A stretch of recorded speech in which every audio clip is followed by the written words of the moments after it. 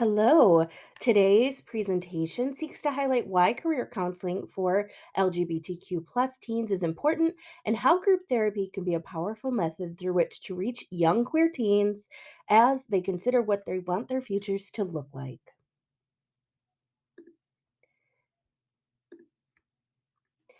This presentation will cover the following topics. We'll start with an icebreaker.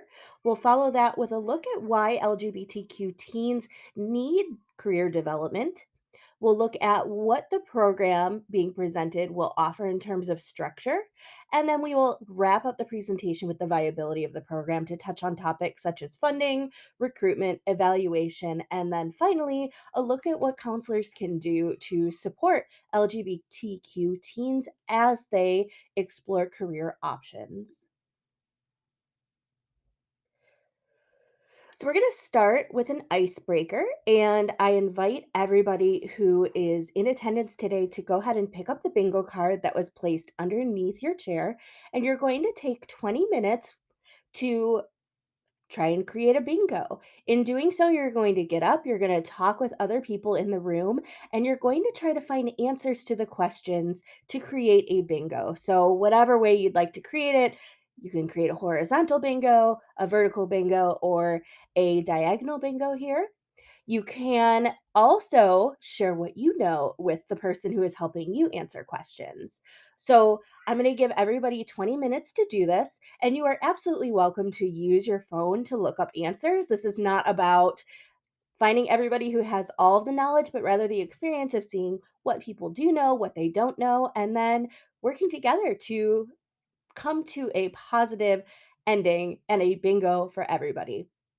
For the interests of this recording, I'm not going to wait 20 minutes, but the discussion for this particular icebreaker is really where the meat and potatoes of why we're doing this presentation matters. So, this is going to start the first session of our teen group therapy for career counseling. But for everybody who's in attendance here, I have a few questions for discussion. These include asking if you're not part of the LGBTQ plus community, how did it feel to see these questions? Were you confident in answering any of them, or nervous or worried about asking someone to help you with them? If you are part of the LGBTQ plus community, what did it feel like to ask and answer these questions with colleagues? Were any questions particularly challenging? And then I'd like you to think about LGBTQ plus teenagers and how you imagine they connect with this activity. Do you anticipate they might know more or fewer answers to the questions than you as an adult do? How would it feel knowing that LGBTQ plus teenagers might be more knowledgeable about these questions than you as an adult? And then finally, what did you learn here? Did you learn about yourself? Did you learn about colleagues in the room? Did you learn a little bit about contemporary queer experiences or even historical queer experiences that you never knew before?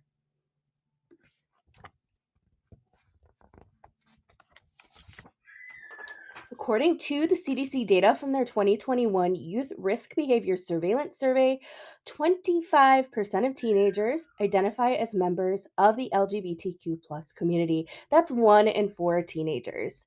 Note that this is teens who are openly identifying as LGBTQ. It does not include the teens who may not be out or may not feel safe enough to indicate that they are out. Today's teens are part of Generation Z, and they are also the most diverse generation in America so far. Pew Research notes that only slightly more than half of today's teenagers are non Hispanic white. 1 in 4 of today's teenagers are Hispanic, 14% are Black, 6% are Asian, and 5% identify as bi or multiracial. Nearly 1/4 of Generation Z are the children of immigrants, and 66% live in households with married parents. This generation sees diversity and inclusion as assets to their generation. They are more open to a range of gender and sexuality experiences, with over half of Gen Z believing that society is simply not accepting enough of trans and gender nonconforming individuals. And one of the biggest issues today's teenagers are thinking about and are experiencing firsthand is the slate of Don't Say Gay bills that have passed throughout the United States. It's been a big year in legislating queer people. In addition to the hundreds of anti LGBTQ plus bills introduced across the country, including 45 acts that have passed, there's been a tremendous chilling effect. Educators, librarians, and other adults who work with young people have been forced to stop talking about sexuality and gender in some states. This includes Florida and several other states. And these same people, people who are often allies to the LGBTQ plus teen community, are being prosecuted for simply providing books that showcase a range of gender and sexuality experiences and identities. Book bans are at a fever pitch right now, with over 2,000 books banned across the country in the last school year alone. Absolutely no state has been immune to this. Students who identify under the LGBTQ plus umbrella report feeling more and more unsafe in schools as these new policies and laws roll out. In some states, gender affirming care has been completely outlawed, and in other states, students are being forcibly outed to their parents or guardians, or they're being purposefully misgendered because the state has determined that gender and sex are the same thing, even though they are not. Queer teens are having their lives upended in a political game across the country. How could they prepare for a career in this sort of future? It is worth noting, though, that Illinois has been a leader when it comes to LGBTQ rights, and in 2023, the state passed several acts of legislation furthering protections for queer people. Among them, and most relevant to discussing career futures, is House Bill 2297, which is passed at recording both in the House and Senate, and it awaits the governor's signature. There's little debate whether or not he'll sign it. It seems like this is going to pass.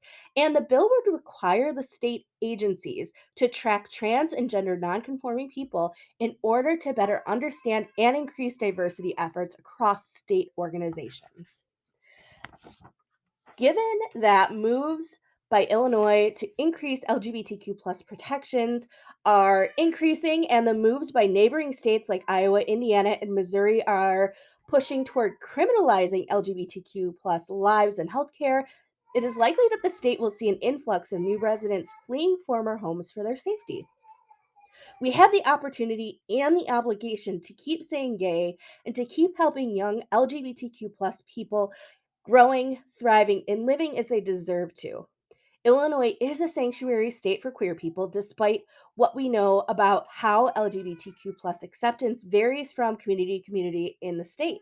In Northern Illinois, we know even town to town within a county that LGBTQ plus people have very different experiences. As counselors, we can help these people build self knowledge, self efficacy, and advocacy, as well as the skills necessary to thrive, whether these people choose to stay here or move elsewhere. So we're going to look at a vignette. We're going to look at what a teen who may enroll in LGBTQ plus group counseling for career futures might look like. And our case study is Kendall Patel. She is 17. Kendall uses pronouns she, her, identifies as bisexual, though she's not entirely sure that label fits. She's previously identified as lesbian and has wondered if she might be gender fluid. Kendall is an only child, and her parents are amicably divorced. Her father is an immigrant from India, and he's a doctor, and he's always wanted her to pursue medicine. Kendall's mother is white with Scandinavian heritage, and she works as a real estate lawyer. Kendall splits her time with her parents, who live in the same town, and she chooses where she spends time based on which parent is home from work. She has absolutely no idea what she wants to do when she grows up, but knows she does not want to work as many hours or in the professions that her parents do. Finding a job where she is able to be herself and, as she says, have a life is the most important thing to her. Kendall is not sure if she wants to stay in boring Illinois, as she describes it, but she does know that many places are not safe for her to be, and for now, this is a safe place for her to be queer and to explore that element of her identity.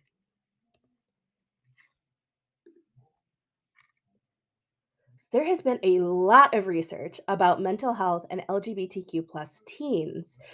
This is not comprehensive, but identifying as queer is associated with several increased risk factors for teen mental health. These risks are even greater for trans and gender nonconforming teens, and then teens who are in the minority status in any capacity. So they live at intersections of marginalization for both their sexuality, their gender, and their race are going to have even higher challenges with their mental health. So, some numbers here: 55% of gay, lesbian, and bisexual teens rate their mental health as mostly not good. And 46% of queer and questioning teens, so these are teens who have not yet found a label that resonates with them, also rate their health as mostly not good. 46% of gay, lesbian, and bisexual teens seriously considered suicide in the previous year. This number is, as mentioned before, even higher for trans and gender nonconforming teens. For LGBTQ plus teens of color, the risks continue to increase. Intersectionality matters when we discuss teens, and the more intersections at which a teen identifies, the higher the risks for depression and suicide. We know that LGBTQ teens are more likely to experience harassment or assault at school. 86% report this experience. This data is prior to 2023, meaning that the incidents have likely even increased since. Trans and gender nonconforming teens are also 2 to 4 times more likely than their cisgender peers to develop eating disorders. LGBTQ teens are more likely to abuse substances and are significantly more likely to use illicit drugs than their cisgender heterosexual peers. Finally, this is a huge one. LGBTQ plus teens risk homelessness at significantly higher levels than straight teens. And of course, this instance is even higher for teens of color. And the number we have right now is that white queer teens are at a 120% higher risk of homelessness. Finally, one thing we can't overlook when talking about mental health and talking about queer teens, as well as thinking about what it is they might want to do for a career as they grow and start to move away from high school and into either higher education or the working world, is the bottleneck effect. This is the challenge of engaging both in sexual identity development and career development at the same time. Often career development can be delayed because young people navigating their gender and sexual identities just takes precedence at this point. We know that for teens or for anybody to find that career that feels like a best fit, they also need to understand themselves. And that self understanding is going to come first before being able to find that career that is just the right career for them. Just a little bit more to know about LGBTQ plus teens and their risk factors. They often lack supportive families and affirming spaces. They have poor access to mental health care. They have continuing stigma around providers. And there's really a lack of knowledge with providers and within the community of providers that continue to be barriers for this group. What makes a difference though, and this is significant. This is why groups like this need to happen, and this is why we need to continue having professional education and development around queer teens, is that even one caring and supportive adult in a queer teen's life reduces suicide risk by 40%. That is significant. And the numbers increase the more supportive adults they have in their life. As you can imagine, this also plays a role in how they experience thinking about their career options. In places where they have more support, they're more able to think about what they would like to do for a job, for a career as they grow up. In places where they don't have that support, career is not on their minds. They're trying to find a safe place to even know who they are. We also do not yet know the impact of all this anti LGBTQ legislation on teens and their view of the future. But one thing we do know is that it's going to involve long lasting trauma.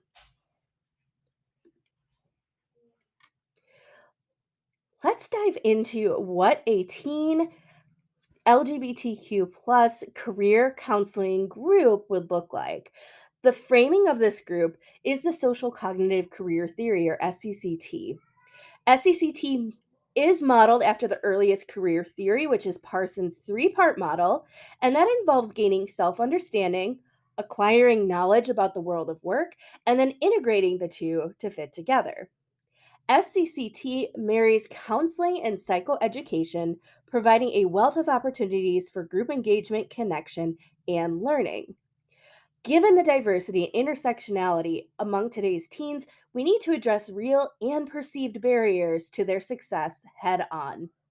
Utilizing the group model in particular with LGBTQ plus teens touches on all three SCC stages in a developmentally appropriate, socially conscious manner.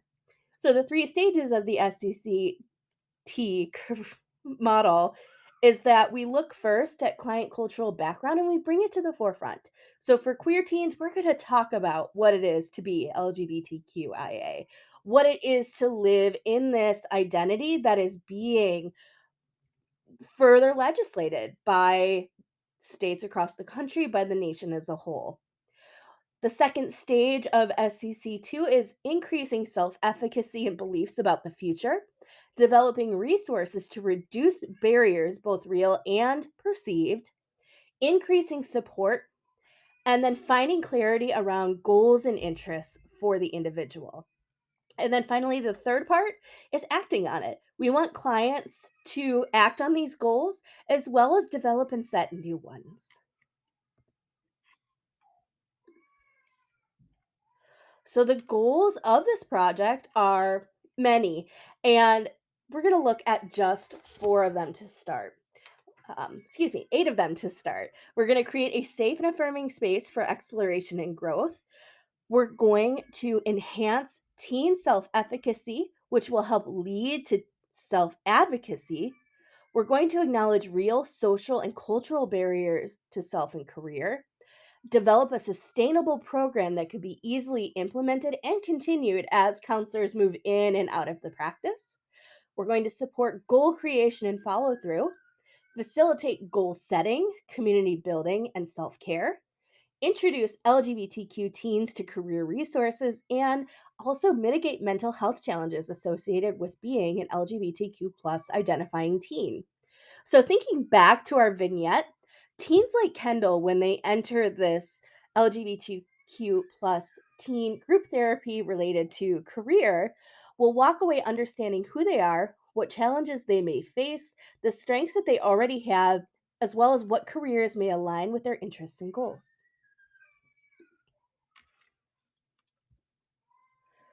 So this will be structured as a group, as mentioned before. And the reason that we're using the group model here is that group counseling with adolescents increases coping skills, social support, and has been shown as an effective strengths-based intervention among the LGBTQ plus community.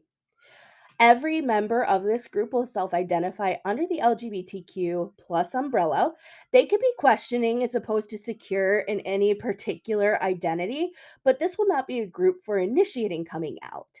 There's value in that, but it is not for this particular setting.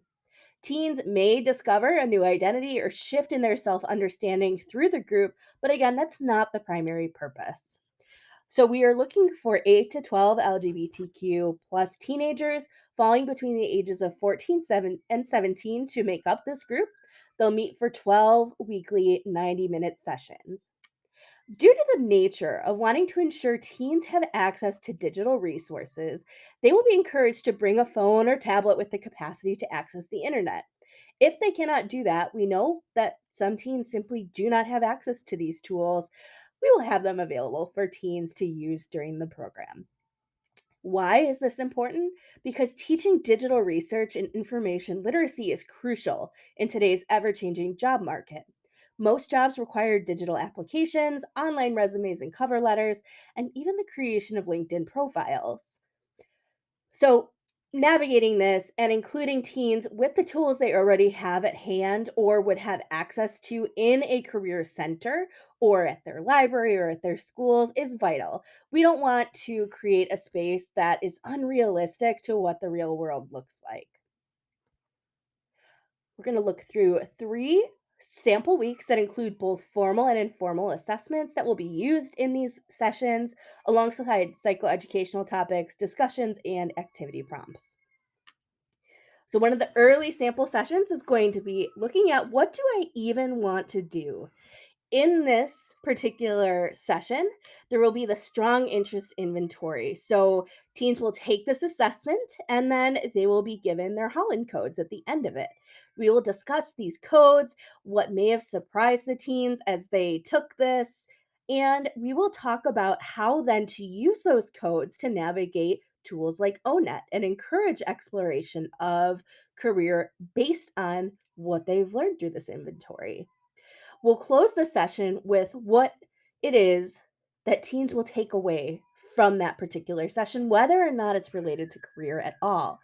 This is an opportunity for them to reflect as well as to think forward through what this information means to them and how they might apply it in their life, whether or not it's particularly related to a career that they want to do or it is self knowledge. Because again, we know that self knowledge is going to help in determining what to do as a career. So, our second session is going to be titled How Do I Know a Workplace is Queer Affirming and Safe? And we're going to start this session by developing a personal mission statement. So, this might be career related, it might not be. But the goal here is for young people to think about what is important to them and then state it in a way that is kind of like an elevator pitch.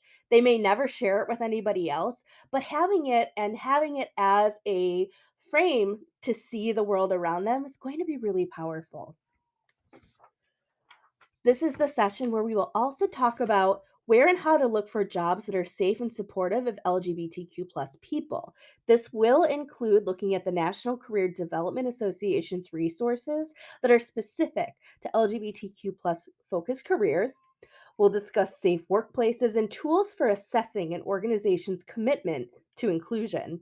Some of the resources we might look at here, depending on the group, it's going to shift and change depending on what they indicate they're interested in knowing about. But a few options include Queer Outdoors, the Chicago Queer Job Board, McHenry County Workforce Network, and then specific interest and identity groups within LinkedIn.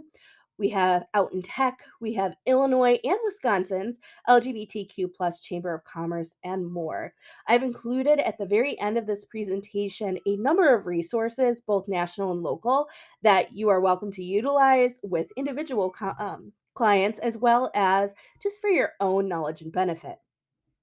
Another element of this particular session, and one that will carry through others, is looking at how to use job ads as a resource in and of themselves. So, current job ads can be useful to think about future career skills and interests and help connect young people with social media groups that specifically aim to help and uphold the values that are diversity, inclusion, and equity. And then also how to navigate whether an organization that says that they're committed to DEI initiatives actually and truly is.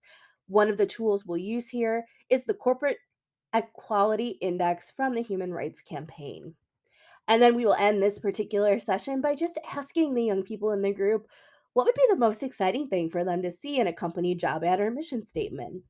The thought being that thinking about their own mission statement, learning about how to learn about organizations and companies and where to even start looking for them would then tie into the things that they would really like to see when it comes to what they do in the future. And then a final sample session. We're going to call this one Drawing Upon My Own Strengths. And we're going to start with the Myers Briggs Type Indicator. It's likely many of the teens have done this already, but we're going to do it again. This is a great opportunity to talk about the value and utility of personality tests, whether they're more formalized, like the Myers Briggs Type Indicator, or something that a teen might take for fun on their favorite website. We'll then talk about how to build a strengths toolkit. We'll use things such as there are several resources out there that help you talk about like what is my strength, what things are important to me, what things have value to me. And we'll also do a values card sort if teens are feeling like really lost on this one, and then we are going to put those things together and create a sort of vision board that can be used as a strengths toolkit. So, this is less about a vision board in the future and things that they want to achieve, and more about where they are now and how teens define themselves now. And this will be something that they can take home. It may have nothing to do with the career in the future, but it's a way to reinforce their strengths and their characteristics. And the act of creation in and of itself has value. Teens can refer to this over and over again, whether it's the actual thing they make or simply reflection. A look at some of the additional group session topics that are going to come up include LGBTQ plus networking and speakers. So we'll bring people in from around the community who are either queer leaders within a particular sector or they have something really interesting to share with teens about their experiences. We'll have an entire session dedicated to self care. And this will be both about what we see as self care too often in the media, which is bubble baths and pedicures and manicures, like that kind of stuff, as well as the deeper work of self care, because both matter, both are important. And the easy stuff, the pretty stuff, the glossy stuff that is seen on Instagram can be a way into the deeper work of self care as well. We'll also talk about determining educational paths post high school, whether that is going to college or community college or a trade school or choosing to take time off. And then one of the really exciting program ideas we have for this group is having teens think about who they want to be in 10, 20, and 40 years outside of the work world. And this is again an opportunity for them to learn about themselves and what matters to them, and then where they see themselves in the future. And that projection is really a powerful tool for them to start thinking about being here in the future and knowing that they're wanted here in the future. And then just working on desires, what interests them, like what is going to drive them 40 years in the future. If work comes up, that's great. If it doesn't, that's also great. As has probably been clear at this point, SCCT really puts self advocacy as a cornerstone. So, in addition to creating self efficacy, the group model helps teens in finding their allies, connections, and having discussions about the value of self care and self advocacy. By increasing self advocacy, which includes confidence, increased locus control, and a belief in the power to control one's own behaviors and motivations, self advocacy becomes a natural byproduct as individuals work to exert control over their environments too. And obviously, this group of queer teens are going to bond. And if all goes to plan, they will find ways to advocate as a group together outside of session, whether that's with one another or by connecting each other to other organizations in the area. Further outcomes for this group include discovering and clarifying goals, combating oppression, increasing supports and building bridges, self empowerment through knowledge and resource sharing, lowered levels of internalized oppression, new learning experiences, the desire to act collectively, and building toolkits both internally and externally to overcome real and perceived barriers.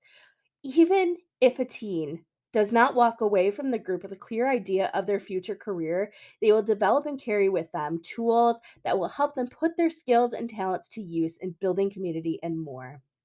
One of the most powerful skill sets that these teens will walk away with is how to push back against and protect themselves from oppression. The group model, as mentioned before, allows teens to connect and share their experiences. And under the SCCT framework, attendees will see their identities as areas of strength and power and potential. And this critical reflection helps empower these attendees both collectively and personally. We're going to return to our vignette with Kendall. So, Kendall's now gone through the 12-week program. And after her time in the group, she has connected with several peers who have experienced gender dysphoria and have had the opportunity to openly discuss the challenges she's had over her identity as a queer teen of color. For now, she's decided she still uses she, her pronouns, but she's discovered that she has a passion for food, specifically how it is grown, harvested, and ends up on the table. She believes that she might have a future in agriculture thanks to meeting local LGBTQ plus farmers, and now has the opportunity to spend a few hours a week this summer helping prepare CSA boxes and working at the county's biggest farmers market. So she got to meet a queer couple who own a farm in the nearby community. And that really opened something up inside of her and gave her this idea that, yes, she can do this. And there are role models right here in the community. And not only are there role models, but these are people who want to help be mentors to the next generation. Kendall started at the program feeling she learned a lot about what matters most to her. She put together a personal self care guide that has helped her when she feels frustrated by her parents, and she's come to recognize that she does not need to follow the path that they believe she should. She's eager now at the end of the program to make more connections during her summer work with the farm. So let's get to the logistics of it. How are we going to find and recruit participants? We're going to use our current clients. We know that we attract many LGBTQ plus teens. This is a great opportunity to further what they're doing in their one-on-one sessions with a group. We'll advertise with local LGBTQ plus organizations and collaborate with local job centers. We will put flyers in local teen hangouts. And as we know, in the part of Illinois that we're in, this is tough. There aren't a lot of teen hangouts. But one of the things that we could use to our advantage is finding these out when we do find a spot. So, for example, Warp Core, whose mission is to keep teens off the streets and away from drug use, would be the perfect group to advertise to. And then talking with the owners of Warp Core, we'll learn a little bit more about where else these teens are going. And that will be an opportunity to make connections with additional organizations. And then finally, we will use targeted social media advertising. This is a great opportunity for us to put our money where our mouth is as well. And maybe we bring in a teen who does a few hours a week of social media for us as an organization, as a counseling facility. Um, I wanted to go back and talk about another opportunity we have here with advertising to local LGBTQ plus organizations. We know that here in the community, we have one of the biggest and most well respected pride events in June. Getting a table there, walking in the parade, and talking with the teens and adults who are attending the events over the course of a weekend in June is the perfect opportunity to really get our names out there and make it clear that we are affirming and that we want to help these people exactly as they are. So, money, how are we going to pay for this program? We'll start with saying it's subsidized by our private practice. We know that group therapy is already a lower cost option for mental health care, so it makes perfect sense that we bring this in house and use the resources we have here. There are a number of grants available for teen and LGBTQ plus focused mental health programs through the US Department of Labor. So we could always tap that option. And then again, partnerships with local organizations who have a vested interest in youth, including community colleges, major corporations with a proven track record of being LGBTQ plus affirming, trade schools, and similar, would make perfect sense if we need additional funding.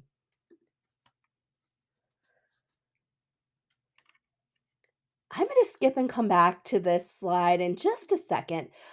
I think it makes more sense to talk about measuring our success before we get into the bigger picture here, but we'll use a variety of formal and informal assessments to measure our success. So we'll take a pre and post assessment of group attendees. This will be utilizing a 5 point Likert scale to gauge growth in areas of self efficacy, career, and information literacy. Some of the questions will include: do you know what your strengths are? Do you feel more confident in how to practice self care? Do you believe your identity is important to you in your future career choices? The final assessment, when we offer this, will also have a few open ended questions that teens are more than welcome to answer if they'd like, which will include what would you have liked to see in this program? What was the best session that you attended? And maybe what was the most challenging session? And then, did you feel like this was a safe space? How can we as an organization be better allies and advocates? Additional assessments will include learning whether or not we have interest from local organizations to get in front of these teens, and then a pre and post group internal assessment of counselors. Do we feel comfortable and confident and equipped to approach career as part of work with clients? Do we feel equipped and prepared to run this particular group again? This sort of information will be helpful to determine where we could do better within the organization to be the allies, to be the facilitators of career growth. And maybe the most important question we ask ourselves is, does our practice qualify as a safe space for queer teens? We know the numbers. Are we there to put our money where our mouth is? And then I'm going to pop back over to this last slide just to give an overview of how we as counselors can be better advocates for LGBTQ plus teens. We want to get to know and share the resources in the local area, particularly when it comes to LGBTQ plus teens and then the community more broadly. We need to be prepared to get things wrong and then get curious when we do. This isn't a time to judge. This isn't a time to push back. This isn't a time to sit with what you have learned about this community or about identity within this community and say that your way is the right way. It's always growing and evolving, and what the client has to say is the right answer. We want to lobby and advocate for LGBTQ plus rights. In the state of Illinois, this is going to be continuing to write our legislators in support of the bills that they're putting forward. We know that we are going to be a state where more and more LGBTQ plus families move. We want to continue to be a place where they feel like they can move. We want to have a presence at LGBTQ plus events, including Pride. We want to get our name and our practice out there as a safe space for young people. And then finally, perhaps the most important thing we can do to be advocates for LGBTQ plus teens is to understand that every person's journey is different and every experience looks unique. Gender and sexuality are spectrums, and as such, they're going to continue to shift and change and move. The teen you meet in week 1 of a 12-week group program may be a completely different teen by week 6 and an even different teen by week 12. If they're walking away feeling confident in who they are and feeling ready to advocate for themselves, then we have done our job. Thank you so much for attending this presentation. I'm not going to go through all the references, but they're available here for you. We've got 2 pages of resources. And then we also have a final slide here with career resources, both on the national level and the local level, that meet and support the needs of queer people and queer teens.